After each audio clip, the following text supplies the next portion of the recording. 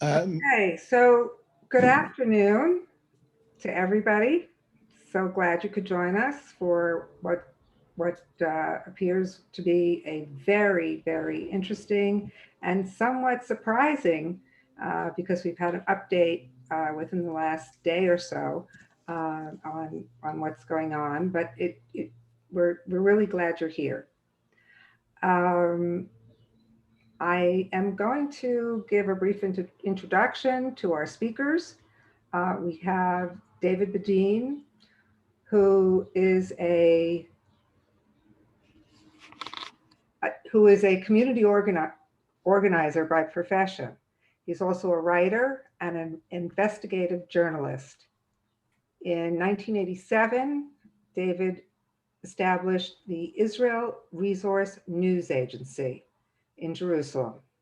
He serves as the director of the Center for Near East Policy Research as well. David has also reported for news outlets such as CNN Radio, Makor Rishon, the Philadelphia Inquirer, the Jerusalem Post, and the Jerusalem World Review. For 4 years, David was the Mideast correspondent for the Bulletin, writing over 1,000 articles until the newspaper ceased operation in 2010.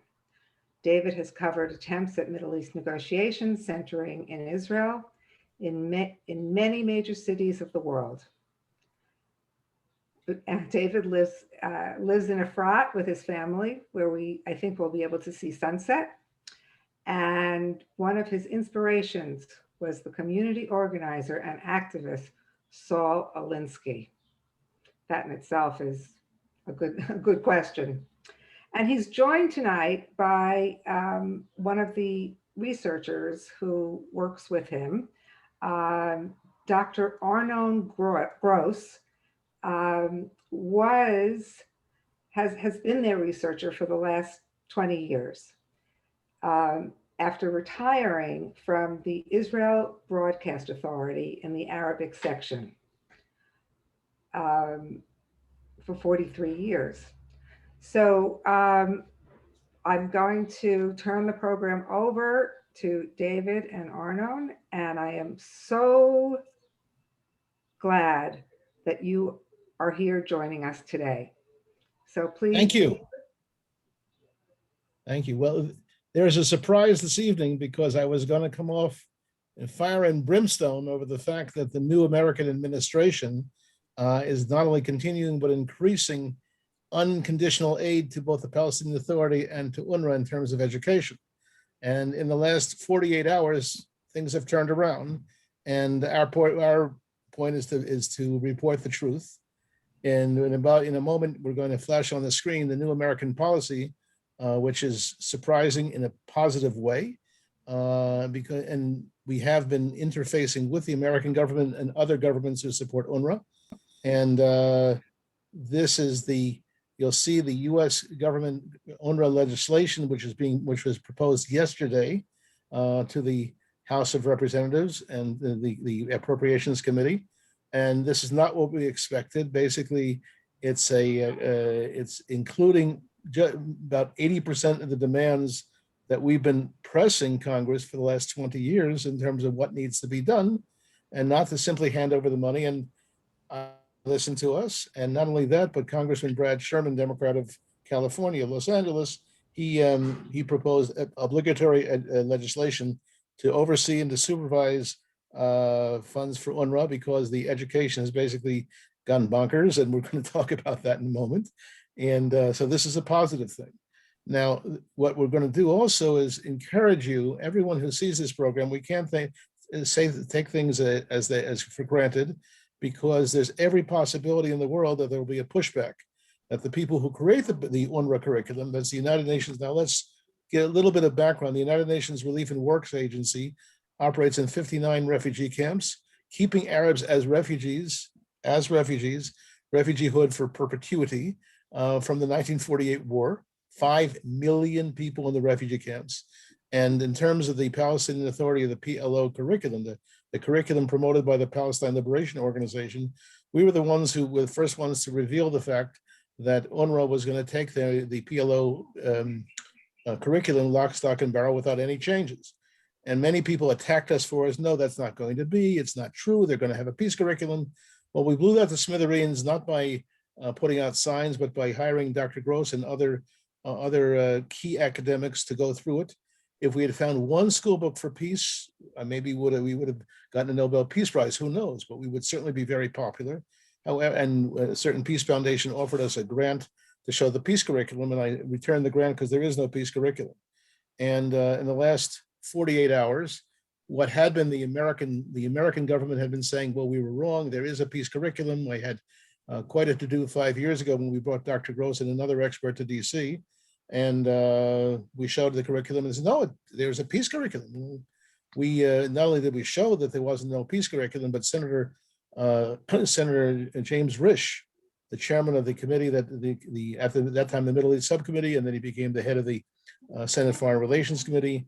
He ordered an evaluation from the GAO, the Government Accounting Office, of the school books and of the curriculum to show that the myth, as if there was a curriculum for peace, was simply not the case. So your job tonight, after you see this program, will be to stay on the heels of the House Appropriations Committee and to make sure that these conditions are mandatory, to be in touch with Congress and say, as we say in French, kol hakavod, very nice that they've put in these mandatory conditions. Now they're going to be kept. Before this program, I have contacts at the Palestinian Authority Ministry of Education, and they said to me off the record, I have a working relationship as a journalist with them. They said that they're not going to get away with this. They're going to continue the curriculum for war, and it's basically the job of the donor countries. Now, how do we know that?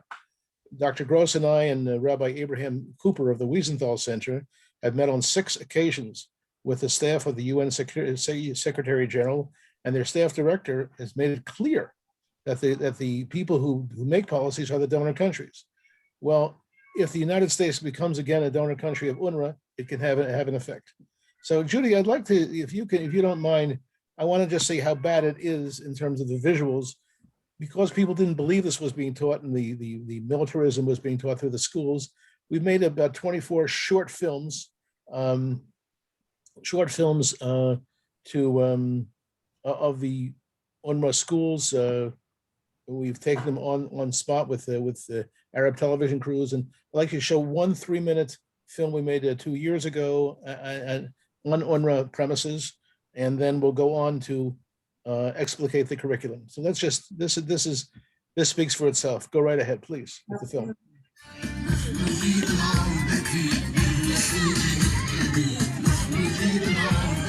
Ever since March 30th, 2018, Hamas has been running terror attacks on the Gaza fence. في هذا العام مخيمات راجع لبلادي بمشاركة ما يزيد عن 100,000 مشارك ومشاركة. Yet the actions of Hamas match the ideology of UNRWA. مش خايف كل ما واحد بيموت شهيد ربنا بيعزه بالجنة. Children of UNRWA have evolved into the cannon fodder of Hamas. In 2018, 68 nations donated more than $1 billion to UNRWA to sanctify the status of 5 million Palestinian refugees, most of whom are now 3rd or 4th generation descendants from the original refugees from 1948.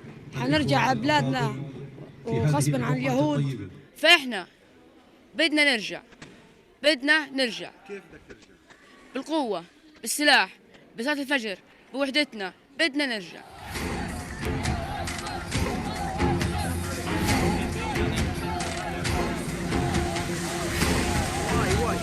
فعلي الله والنبي يخلف على اللي اخترعهم واللي عملهم. والله تعلمنا انه ندافع على ارضنا وندافع على بلادنا، وكيف مثلا قتال وهجوم وكيف كل شيء. لانه احنا بنروح هناك عشان ندافع على بلادنا، واليهود يعني يخافوا ويروحوا يعني نقتل اليهود.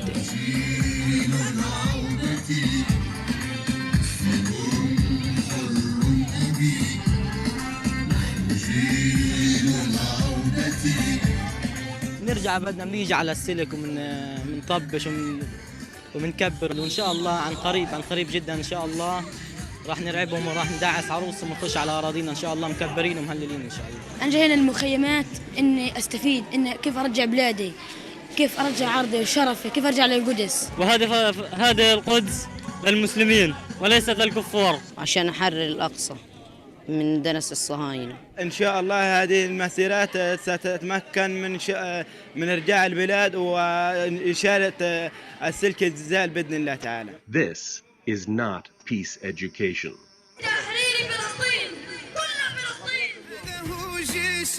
The terror campaign run by Hamas through violent demonstrations on the border is now seen by thousands of descendants of Arab refugees from 1948 as the terror return campaign. ان شاء الله بنرجعها، هي الحقيقة حنرجعها في الآخر غصبا عن اليهود والصهاينة، وحنرجع أكيد يعني.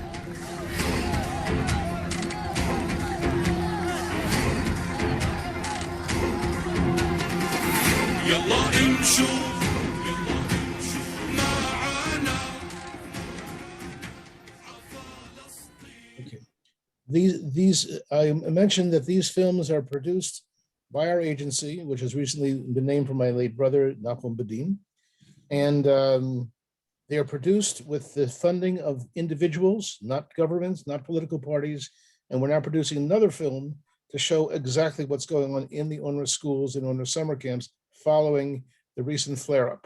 And that's a very clear message that people want to get involved. They can get involved with us directly, and we'll show you how to do that.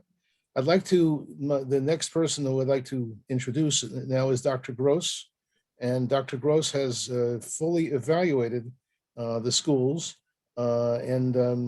Before we do that, I'm going to flash on the screen what we've suggested as a model UNRWA reform campaign. And again, the people with the power are the donor nations. The United States resuming its role as a donor nation, you have the power that you can't imagine. So let's just show what we call the UNRWA Reform Initiative, which we've been promoting for the last 20 years. And now we have governments listening to us. We've been in the American Congress, we've been in the German Bundestag, and all of our material has been translated now into Germany because Germany is the leading funder. Interesting.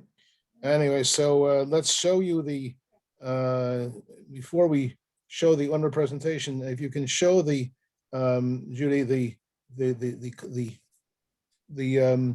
on your screen, our proposed UNRWA Reform Initiative, and then we're going to go on to our known with the curriculum.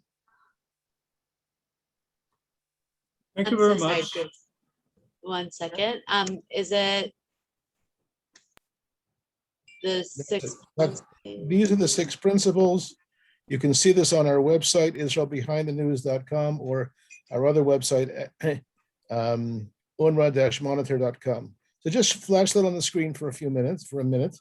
Take a look, and then we're going to go on to Dr. Gross. Go ahead. Okay. So just read these 5 principles. Cease the new UNRWA curriculum. Cease military training in the schools, which you just saw. Insist that UNRWA and dismiss employees who are affiliated with Hamas. Insist that UNRWA cancel its contract with its youth ambassador who promotes violence. Ask for an audit of donor funds coming to UNRWA. And last but not least, introduce UNHCR standards to UNRWA to advance resettlement of the Arab refugees. So anyway, those are the points in terms of, and amazing to us, the new U.S. Secretary of State has adopted more or less our principles, and we're very pleasantly surprised. Let me hand over the microphone, in a sense, to Dr. Gross for him to go over with you what has become the UNRWA curriculum, taken straight from the Palestine Liberation Organization, and mandatory curriculum with no other school books being introduced in the UNRWA schools in Judea, Samaria, Gaza, and Jerusalem. Dr. Gross, please. Thank you, David. I will start with the fact that UNRWA is responsible for the education of about a quarter of the student body of the Palestinian Authority in these areas, namely the West Bank, Gaza, and East Jerusalem. And it's around a quarter of a million students currently.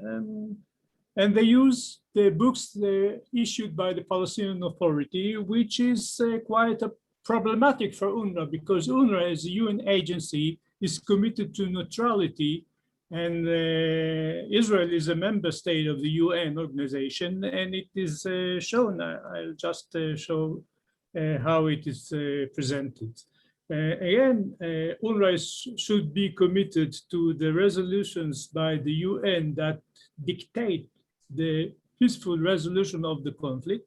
Still, UNRWA teaches its students, Palestinian students, or prepare them for war against Israelis and so on. Now, what I found in Palestinian school books since 2000 were three fundamentals. First of all, the legitimization not only of the existence of Israel's right to exist, but also the very presence of Jews in the country. They are considered foreign settlers, colonialists, and their history and the holy places in the country, including the Western Wall and the Machpelah cave, or cave of the Patriarchs in Hebron, and so on, are denied. I mean, they don't have history, it's all fake.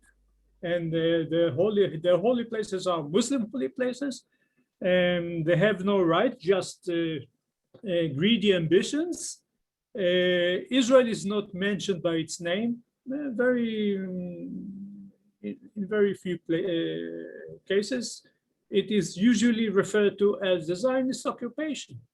And Jerusalem was built by Arabs, and it's an Arab city, holy to Muslims and Christians. Jews are not mentioned in this context. Hebrew is erased. No Jewish cities, including Tel Aviv, on the map. If they are shown on the map, that even Arabic names, like Eilat is called Umar Rashash. Israel, this is the first fundamental. The second one is demonization of both Israel and the Jews, and the Jews are also presented as enemies of Islam since its very beginning in the 7th century Common Era. The third fundamental is war instead of peace. There is no call for peace or coexistence with Israel. And I'll shortly I'll move over this. Okay, you can. And the war for liberation, or the violent struggle for liberation, includes terror, includes the right of return, which is violent too, and the war of liberation is not restricted to the 67 areas. It includes Jaffa, Haifa, and other places. And let's move over to the presentation, the PowerPoint presentation from Mersha. By the way, it uses the books that were published in 2020. The recently in use in all UNRWA schools. Next, please. Let's start with the legitimization. Next, please. Well, the Palestinian Authority does not call itself the Palestinian Authority. It is referred to in all the books as the State of Palestine, which is under occupation, the limits of which are not the lines of 1967. And this is a cover of the language book for grade 8, part 1, and State of Palestine, Ministry of Education, Higher Education, this part on the right, in the top right. Next, please.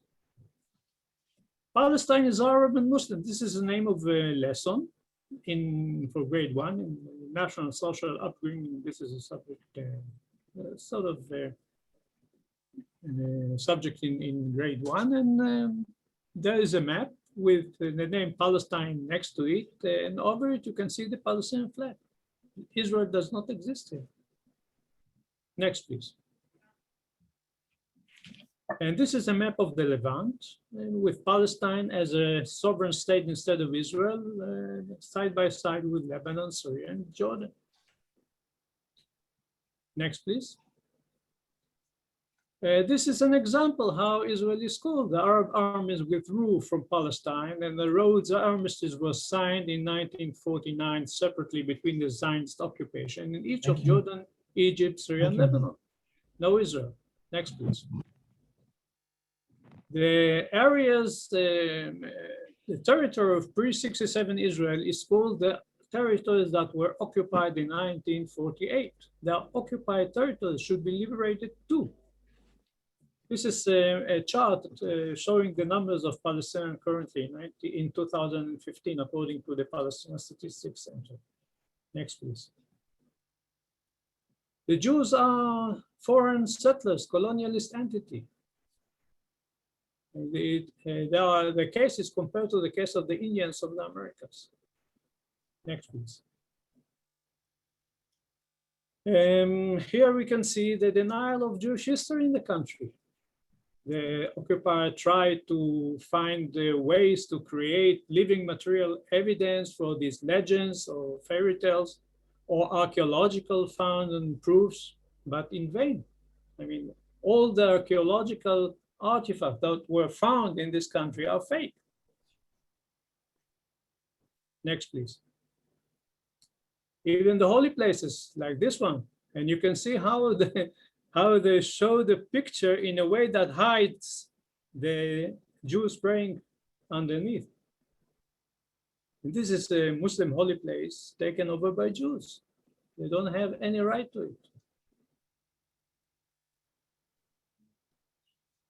Tel Aviv is not on the map. What you can see there is only Jaffa. Jaffa, Lida, Ramle, Jerusalem, Tulkarem, Haifa, Kano, Netanya, no Nahariya, no Rehovot, no Rishon LeZion. And down you can see al-Rashash instead of Eilat. Al-Rashash was the name of the desolate place where Eilat was later built. Next, please. Hebrew is erased. This is a mandatory coin reproduced in a Palestinian math textbook. And you can see that in the original, you can see the Hebrew inscription. You cannot see it in the book itself.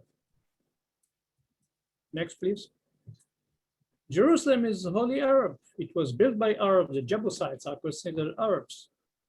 And it is holy to Muslims and Christians. Jews are not involved in any way, according to this book. Grade 3, by the way. Next, please. And this is a short history, the names of Jerusalem. And there is a huge gap of 1,000 years. Jerusalem, which is, I mean, the name Jerusalem is spread all over the world. Jerusalem, in all languages. It doesn't appear here because it's part of the Jewish history. Demonization of Israel and the Jews. Next, please. Victimization. The victimizer is demonized, actually. This is part of a letter from a girl, Palestinian girl, to the children of the world. It appears in a language textbook in grade 8. They have murdered my childhood, slaughtered my childhood in front of me, and murdered the roses in the fields, and so on and so on. The birds, and they hide the sun, spread darkness, and block the roads. A very heavy stuff of victimization. Next, please. And accusation of genocidal intentions against the Palestinians. And I have a question, actually. In 1948, there were 1,300,000 Palestinians. Today, they number about 8, 9 million. So where is the genocide? Genocide is something very visible. You cannot hide a genocide. Next, please. Jews are also described in this verse of a poem as infidels and the devil's hates. أين الفوارس للأقصى تحرره من قبضة الكفر من أعوان شيطان. Next, please. And the Jews are enemies of Islam since the day of Muhammad and their companions and his companions in Mecca and Medina. The Jews betrayed him and were hostile to him and the Muslims. Now, if you tell that to a child in school, who comes from a traditional society like the Palestinian one, that says it all. I mean, Jews are enemies, should be fought against and should be even eliminated. Next, please. And this is another piece which shows that the Jews are not only enemies of Islam, they are enemies of all the prophets of God, and by extension, they are, of course, enemies of God himself. This is one lesson that should be learned from a chapter in one of the books, Islamic Education, about Jesus Christ, who is considered a prophet in Islam. So the Jews are against all the prophets in general, not only Muslims, and so are enemies of God. Say that to a Muslim student, and this is all. I mean, this is enough. Thank you. Peace. There is no peace in the books. There is one place in the history textbook in which the letter from Arafat to Rabin prior to the signing of the Oslo Accords was sent. The letter was sent, and in which Arafat renounces terror and express commitment to follow the resolution, the UN resolution regarding peace, resolution of the conflict, peaceful resolution, and commitment to peace process and peaceful resolution, and so on. And it doesn't have any echo in any other book of the Palestinian Authority and UNRWA. Next, please. What do we have instead? This is the national anthem of the Palestinian Authority. And you can see Bedein. Bedein is a member of the terrorist organization. Bedein, the meaning of that name is a person who is ready to sacrifice himself or herself, the person. And volcano of my revenge, weapons fire, Palestine is my revenge, I shall die as a Fidai. So this is all violence instead of peace. It is taught to school students. And this is, yes, and next please. And this is how the violent struggle is shown or presented to fifth graders in school. Next please. And struggle is not limited to the 67 lines, as I told you before. And this is an anthem of the youth movement of Al-Fatah organization, not Hamas. And it says, we have carried the ember of the revolution to Haifa, to Jaffa, not to Nablus and Hemron. Next, please. And this is a language exercise saying it would be appropriate for Jaffa to return to our bosom. Hara Jaffa an ta'uda li ahdanina. Next, please. And this is an item sold to tourists in Bethlehem, and it says Free Palestine, and you can see very clearly the map and the flag. There is no room for Israel in the state in Free Palestine. Next, please. And the right of return is part of the violent struggle. They are not going to live in peace with their neighbors, as the UN Resolution 194 says. They are going to hoist or wave the Palestinian flag on that area, namely Israel, pre-67 Israel. Next, please. And this is another emphasis on this particular idea. They are going to retrieve the sovereign homeland. Next, please.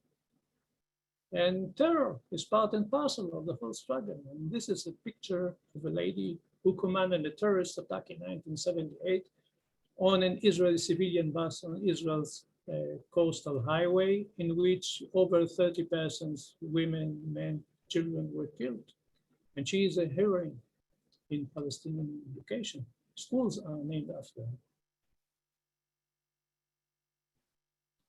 And this is a poem used to be taught to third graders, which says specifically what should be done with the Jews after the liberation of Palestine. There are 6 million Jews in the country, aren't there? So I swear I shall sacrifice my blood in order to water the land of the noble ones and to remove the usurpers. This is a commitment for Israel from my country, and to exterminate the foreigners' defeated remnants. وَأُبِيدَ فُلُولَ الْغُرَبَاءِ.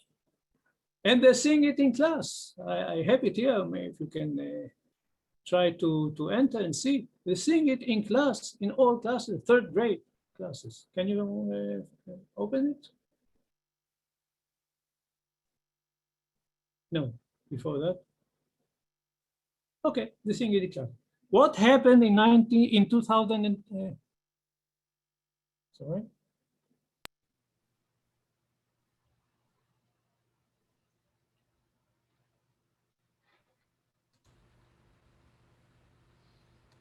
Okay, let's move on.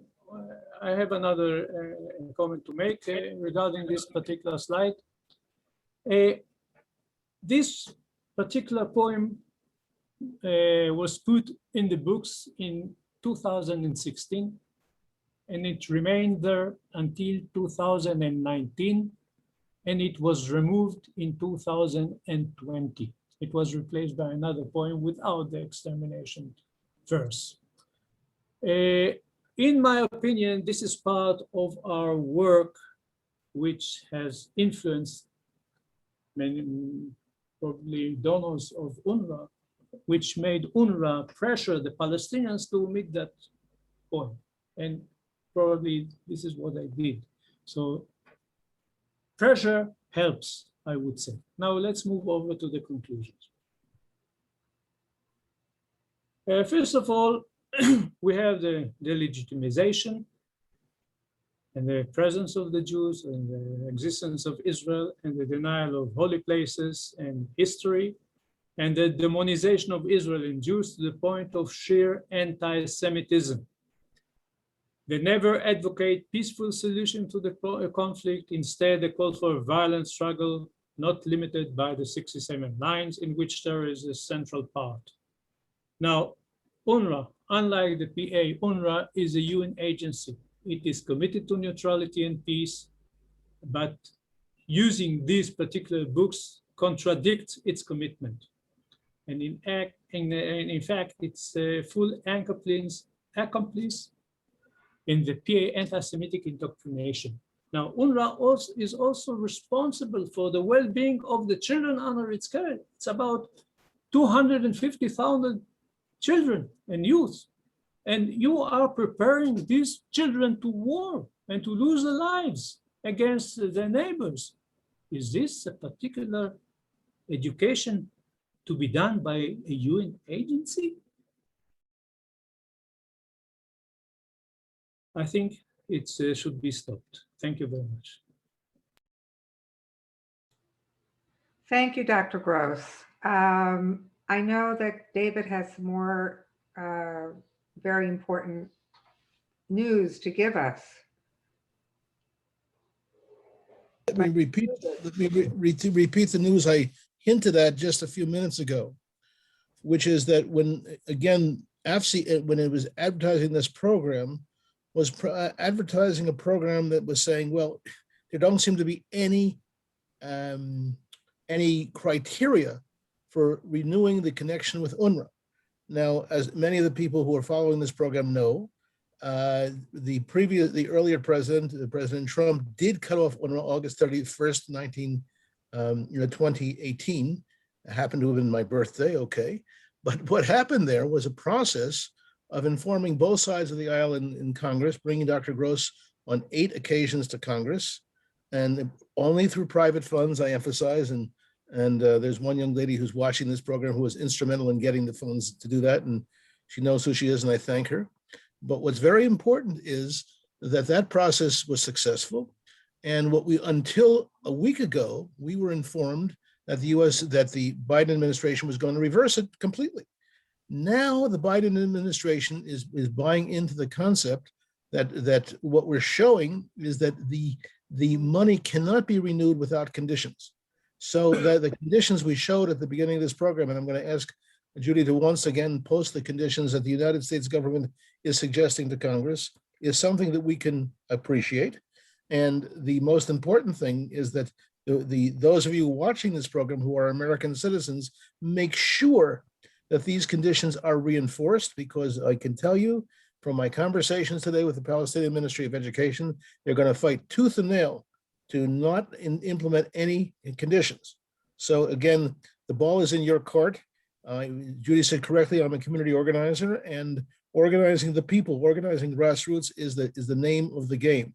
So I'm very optimistic that as the truth comes out and people, you have no idea how 1, 2, 5 people calling into a staffer of Congress, and I provided Judy with lists of the key members of Congress who need to be contacted from the Appropriations Committee.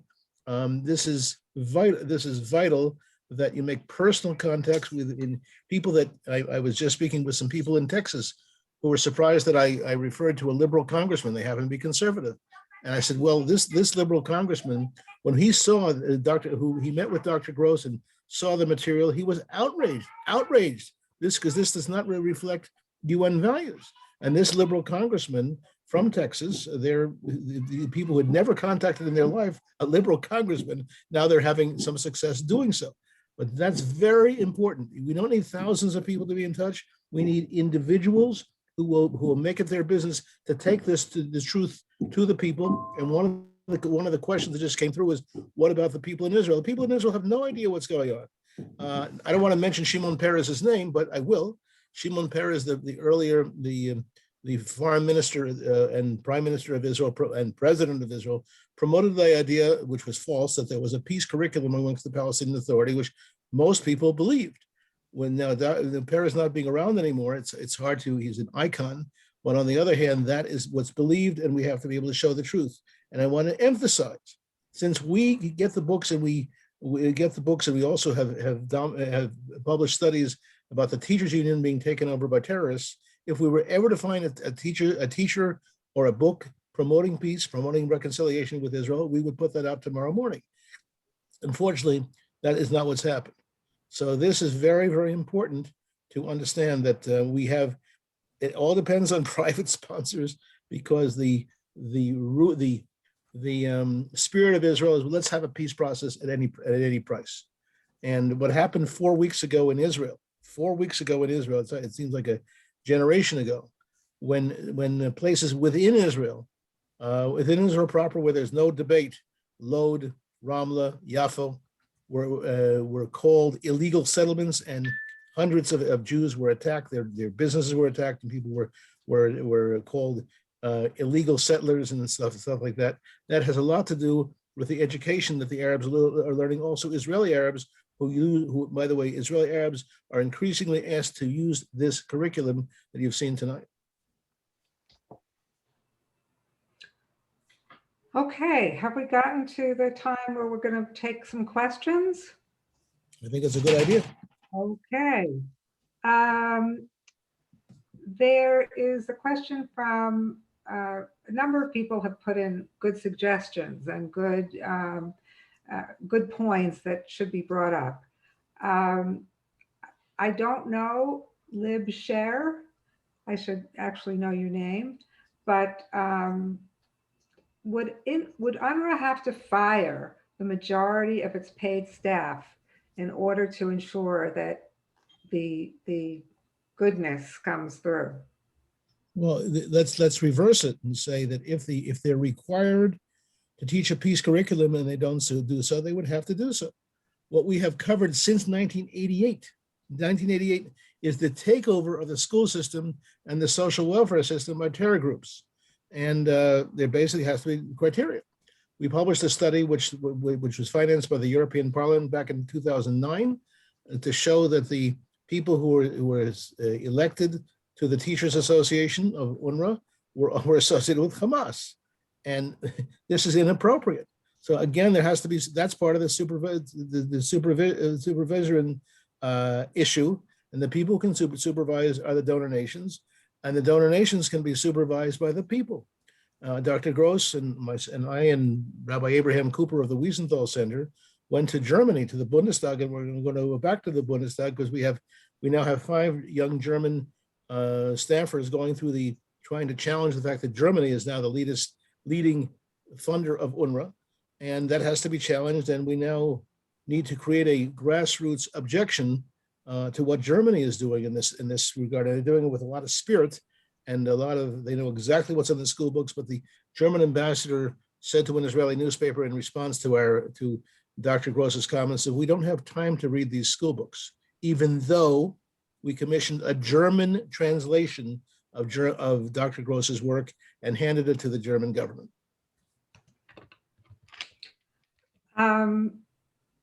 So, we all know that most of the Gazans are prisoners of Hamas. I actually read something this morning in, I think it was JNS, that all of a sudden, I don't know whether it has anything to do with your work, David, all of a sudden it's been exposed that the textbooks that are being funded by the EU are racist and warmongering. Not sure if you've read it. Absolutely. You have? Absolutely. These are the textbooks that Dr. Gross just presented.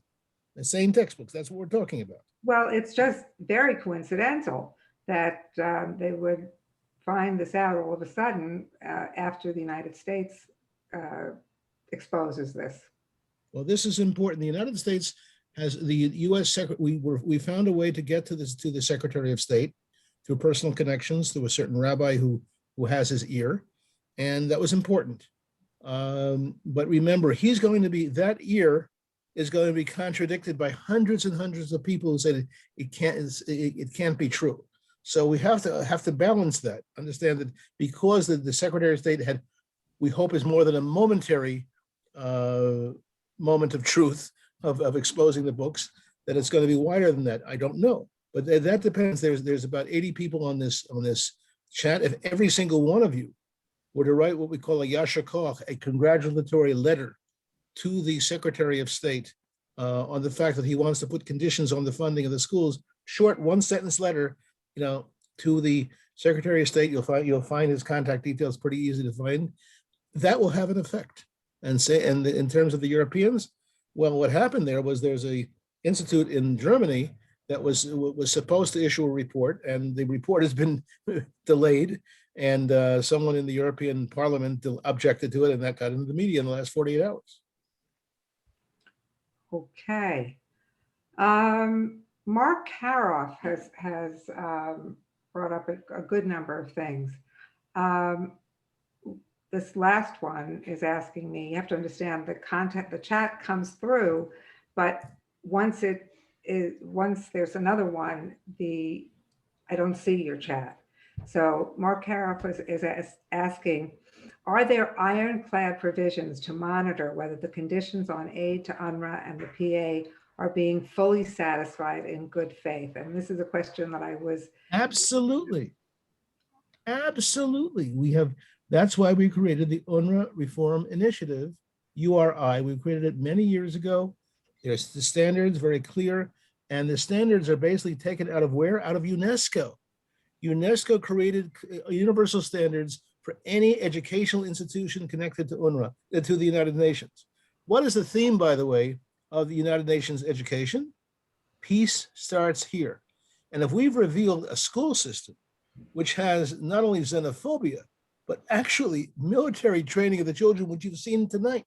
We did not hire those UNRWA children from age 9 getting weapons in the UNRWA schools. Those are not extras which we took from Walt Disney. This is real. We produced 24 films on our site, IsraelBehindTheNews.com, also on UNRWA-monitor.com. You can see them. And then it's the job of the people who are following this chat. And by the way, we don't necessarily have to get pro-Israel people behind us. This is such a logical humanitarian issue. I see that somebody also has asked, did we provide this to the ambassadors? Yes, we have implied this to all the ambassadors.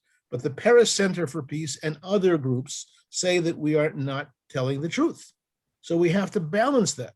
And the Paris Center for Peace, which puts out material contradicting what we're saying, is financed by 19 governments around the world, which are what they call pro-peace. Well, we're pro-peace also, except we try not to lie. Okay. Barry Barnes earlier brought up something from Wilf and Schwartz's book that Yes. says that many of the Palestinian refugees have moved to other countries and are no longer refugees except under the UNRWA definition. What can we do to verify the number of people? And I've seen little video clips of people who are living in these empty cities where people are considered to be refugees, but they're not there. They're really, maybe they use the places for coming home and a vacation to visit grandma and grandpa, but they really are not present refugees. So what do we do to? Well, there's the first things, that's part of the supervision element. You know, if for example, UNRWA produces material that they're showing that they're giving X amount of money for medical services for X amount of people, I'm a social worker by profession. What you do in situations like that, ask for verification. And why is it that UNRWA demands cash from many of the donor countries? We interviewed the ambassador from Turkey, who was so pleased to say that he gave $10 million in cash to UNRWA. Now, UNRWA is also the focus of organized crime in the area of marketing of women, narcotics, cars, and guns.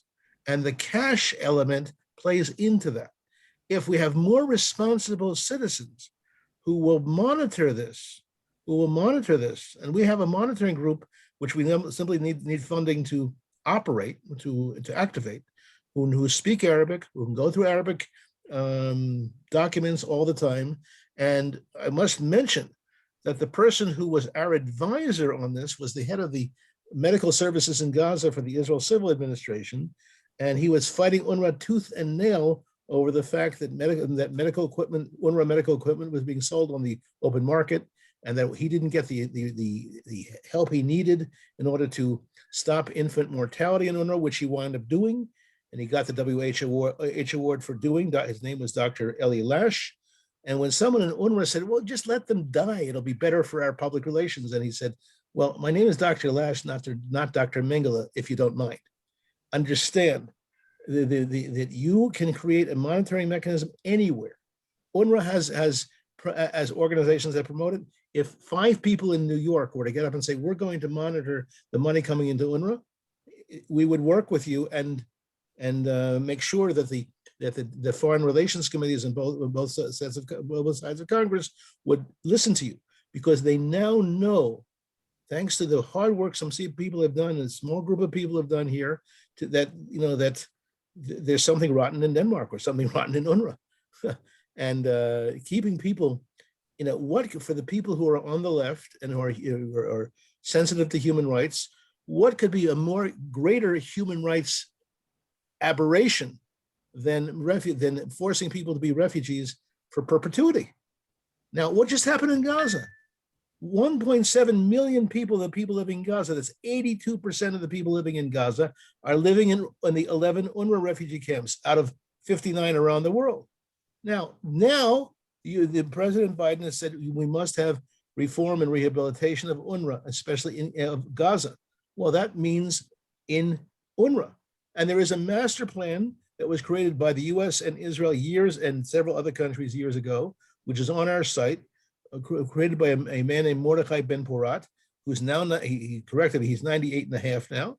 And the program exists to improve the lives of the people and take the rug out of what has been inciting them over the years. Because they're inciting the people. When a child wakes up in the morning and he wants to go see a doctor, and the UNRWA says, well, you'll get to see a doctor when you go back to Ashkelon. Until then, you're going to have to suffer. There's something wrong with that, okay? And the children in the UNRWA camps in Gaza will go walk around with maps of Ashkelon, Ashdod, Beersheba, and that's where they think they're going. And that's not being pushed by Iran. That's being pushed by the donor nations who allow this to happen. And the United States, which was the leading donor nation until we brought Dr. Gross and other experts to Congress who were able to correct that. And we did get at the time someone close to President Trump. I'm sure there are people close to President Biden who will listen to a logical issue. Why should there be a program that keeps people suffering? The president of the United States has just said he wants to see a reform, a better humanitarian situation in Gaza. Fine. 82% of the people in Gaza are living in these decrepit UNRWA camps and being told, you want to have service? Well, go back to Ashkelon. Oh, it's not in our hands. Well, it's in the hands of the donor countries to do something and say, that's not acceptable. And by the way, I just saw a thing come across the line. What about mainstream covering? We've been on Fox News 5 times. They haven't called us lately. But if you were to contact Fox News, contacts in Fox News and ask that we get on Fox News, they'll listen, because you can see on our website, IsraelBehindTheNews.com, the 5 times we were on Fox News, they got a little bit, lazy, whatever, but encourage them to invite Dr. Rose and our other experts to appear. This is not a rocket science. It seems like the Gazans should understand how much money are in the bank accounts of their leaders, because it would really give them some proof that they are being taken advantage of. Absolutely. Absolutely. See, it's not only the bank accounts of their leaders, because they're not really, these are people who were imported from Tunisia. Okay, remember that. The bank account of the $1.5 billion of UNRWA, what are you doing with it? What's happening? 58% are going into the schools. I was just asked somebody, I saw on the chat, our website, IsraelBehindTheNews.com is the best website, and on there you have our email and our phone number and every way to get in touch with us, no problem. But again, we have people now speaking, we're working with 9 languages on the site, and the most important one is, as I mentioned, Germany. It's very, very important. Okay. Mindy Stein is asking you, have you sent this information to the UN Human Rights Commission ambassadors? Because absolutely. She met with many as a delegate from B'nai B'rith in March, and when she brought up the research, they would like to see your research. So that's great. We know Mindy, and Mindy, thank you for watching this program. You've come to our programs in Netanya, etc. We know you, and we appreciate your feedback. But again, what you're proving, Mindy, is what I call the I factor, the integrity factor. There's always going to be some people with integrity who will want to look at material, who want to give an honest assessment of what's going on. Of course, we've sent it to all of the member nations of the UN Human Rights Council and all the other ambassadors. But remember, while we're sending the material, the other side is sending 10 times the amount of material. And if you read the UNRWA website, you'll want to give them money. You'll feel, wow, they're doing great work. You wouldn't know that it is, and they have a good and a very important PR firm working with them in New York and other places so that they look good. But that's one of the problems with public relations these days. And the issue here of not understanding, and someone just mentioned about the enemies within, there's enough people, there's a whole operation inside Israel to get young people in Israel to identify with the concept of what they call the right of return without realizing it's the right of return by force of arms. And this is, it's really hard to believe, hard to imagine that an entity would be created in this day and age, which endorses murder, which also takes advantage of Arab naivete, and whatever. It's very important. But again, the people, I see where from the chat there, we're inspiring you to think out of the box. So people, and someone just asked why Israel doesn't get a good PR firm. Well, the problem is not the PR firm. The problem is the policies, and the policies promoted by Israel until recently have been to promote the concept of, well, if we just pay them, this has been since I've been in Israel for 50 years now. When I started raising these issues about the Arab refugees 50 years ago as a student when I came to Israel, and the answer was, oh, if we give them enough money and enough, enough financial backing, they'll be fine. Not realizing that people's dignity is being disgraced by keeping them in refugee camps is not something that can be bought. You can't buy someone's dignity, and when you crunch someone and say The only solution that UNRWA offers is what they call the right of return to your homes from 1948, which do not exist anymore. And they're trying, and now there's a new site. We don't have time to go on to it, but you can get it yourself. PalestineRemembered.com. You look at it, you'll see what they're trying to do. And children in the schools in UNRWA believe that their villages are waiting for them in Ashkelon, Ashdod, Beersheba, and even in Yerushalayim. They believe that. And it's hard to imagine how they can pull the wool over people's eyes and create movements for the actualization of right of return by force of arms, but they're doing it. Today I met with a group of young people, Israelis, who were taken in by them, young men, and coming to a group of girls from the university in Jerusalem, and said, all we want is just to see our home, our ancestral homes in Yaffo and Lod. And by the way, what happened 3 weeks ago? That Arabs went to what they viewed as their homes in places like Lod and Jaffa and Akko and burnt them to a crisp. And this is not something that people understand. And there's no one in the Israeli intelligence network system yet has approached this issue. Now, Mindy asked something just very important. How can we get Palestinian teachers to change their messages? It's very easy. You offer them jobs. You offer Palestinian, if Israel were to offer jobs to Palestinian teachers to promote peace, they would do so. Right now, the Palestinian teachers being hired are the ones who are promoting war. And I can just say right now, Israeli Arabs are asking to use the curriculum that you just heard and analyzed by Dr. Gross. Well, that has to be opposed. Now, organizations like the New Ishmael Fund, also known as the New Israel Fund, have promoted the concept that Arabs living in Israel are Palestinian Arabs, and they should have Palestinian Israelis, and they should be encouraged to act on their ethnicity. Well, this is a very warlike ethnicity, and understand just how bad it is. And I just see. I think we're going to have one last question to wrap up. David Jacobs wants to ask you. First of all, he says you're doing a great job in fighting UNRWA. He's in Israel. He thinks whoever is in Israel needs to meet in person. We need to work together, not only to fight UNRWA. We need to come up with a plan how to fight the Jewish enemies from within. The New Israel Fund and its supporters will. I'm just going to say to Mr. Jacobs, he is correct, but incorrect. Incorrect. We have to fight within Israel the people who are downgrading or degrading Israel. On the other hand, I am a believer in the I factor, the integrity factor. We have to reach out to there are evil people perhaps in the New Israel Fund. There's also naive people there. Reach out to the people who want to create justice for the Arabs, and maybe we'll find 1, 2, or 10 people who say, hey, you know what? Keeping people in refugee camps again, without any other possibility is wrong to do. So I believe that the more, and I'm happy to, Mr. Jacobs, to meet with you and other people, we have to figure out ways to reach out to the Israeli population.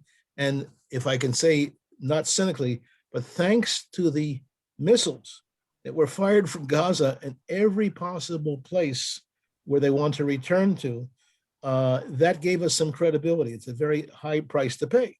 But the credibility of our work is what the Arabs are saying and doing. And I even asked, I had one interview with Arafat, and I asked him, what's the future of our communities in Judea, Samaria? He said, you can stay where you are. You didn't take Arab land, but if you are from Ramla or Lud, you have to leave, because their concept of illegal settlements are the communities inside Israel. And seeing is believing. Look at the textbooks. We have all 1,000 textbooks in our office, but we have them summarized on our websites, israelbehindthenews.com and unrwa-monitor.com. And the Israeli public has no idea what's going on, do not know. This has been self-censored by everybody, including people on the right. It's been self-censored by everyone. My rabbi says, don't ask David Bedein what's new, he might tell you. In other words, it's not pleasant to hear our message. On the other hand, I was told as a child, move beyond Walt Disney. Well, Thank you so much, Dr. Gross and David Bedein, for being with us today. You gave us a lot of information, a lot that we need to absorb in order to ask you more questions. So I hope that you will again say your websites. Sure. Let me say my website, and what's very important, lead article on my website, I'm going to put it up again tonight, IsraelBehindTheNews.com. We have a list there of the 12 Congress people who will be involved from the subcommittee on the Appropriations Committee in the House. We have those names, and I just sent them my book about UNRWA. It's called Roadblock to Peace. Personal notes to those people from the Appropriations Committee. Later tonight, I'm giving a Zoom briefing to some key people, staff people from the Foreign Relations Committee. Very important. By the way, anyone listening to this program can set up these briefings. It's not a rocket science to do. And all I can say is that we just have to keep doing it. And we're producing a new film. We need support for our new film because we have to get the message across through the images of what's going on. But thank you so much, Judy, for reaching out to us. I knew your mom, and she was a delightful person to work with, and we miss her very much. And your reaching out to us is a very nice thing. And all I can say is we try to finish by saying, let my people know. IsraelBehindTheNews.com. Great finish. IsraelBehindTheNews.com. Is there another one? Yes, UNRWA. We have consolidated all of our material on UNRWA onto one website, UNRWA-monitor.com. But again, people are giving me yashikoks and patting me on the head. I want your participation. In a democracy, agreement is not essential. Participation is. Your participation, your voice. And I'll finish with one quick story. I'm 70 years old. I think I'm 32, but it's okay. One of my good friends in Congress just retired, and at my age, our age. And I asked, how does Congress operate? What's the real story? He says, if we get 5 letters, 5, from on any subject, we go into a tizzy. Understand that's how it works. 5 genuine grassroots letters.